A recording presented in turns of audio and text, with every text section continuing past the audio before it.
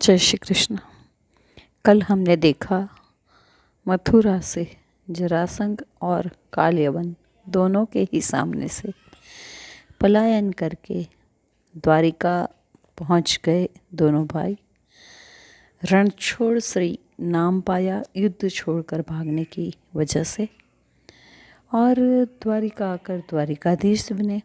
चारों ओर समुद्र से घिरी ये नगरी संपूर्ण रूप से सुरक्षित है और अब युद्ध को छोड़ अमन चैन की सुकून की ज़िंदगी जीने का समय है।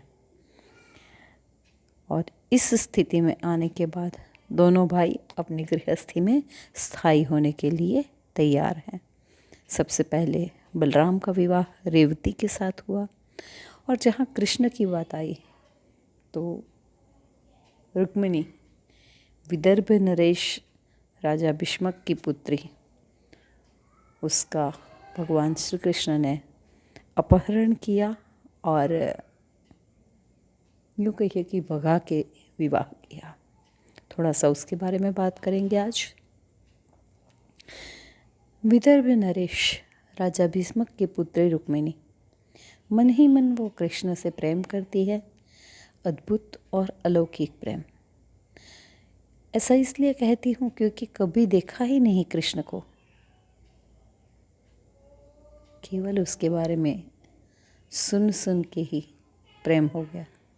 और प्रेम इतना कि विवाह उन्हीं से करना है।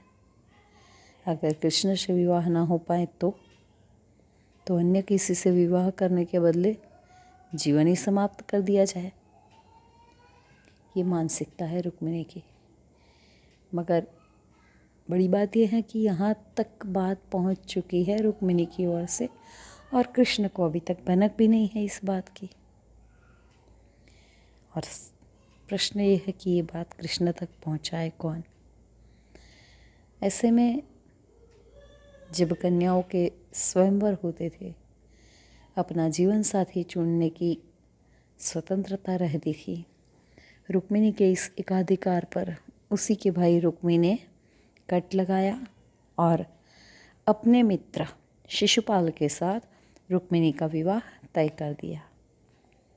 अब विवाह शिशुपाल से तय हो गया तो अब तो अनिवार्य है कि कृष्ण के पास ये खबर पहुंचाई जाए कि भाई हम आपसे प्रेम करते हैं और आपके साथ विवाह करना चाहते हैं। तो रुक्मिणी ने एक पत्र लिखा, प्रेम पत्र। यूँ कह सकते हैं कि संसार भर का वो पहला प्रेम पत्र है।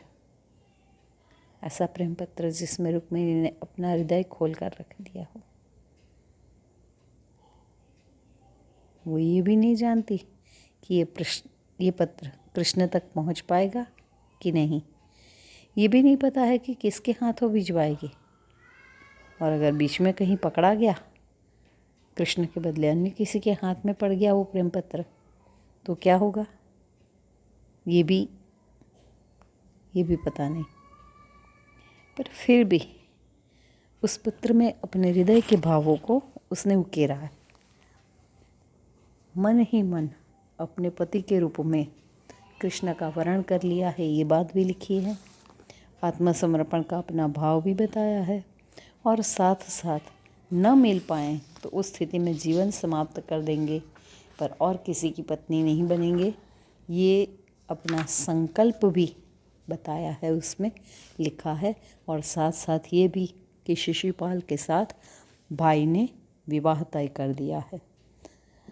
अगर विवाह की तिथि से पहले, अगर शिशुपाल से विवाह से पहले नहीं पहुँचे तो जीवन का अंत कर देंगे। सारी बातें उसने उसमें लिख ली, और अब उस पत्र को एक ब्राह्मण के हाथ में देकर उसे द्वारिका भेज दिया। द्वारिका ब्राह्मण गया है।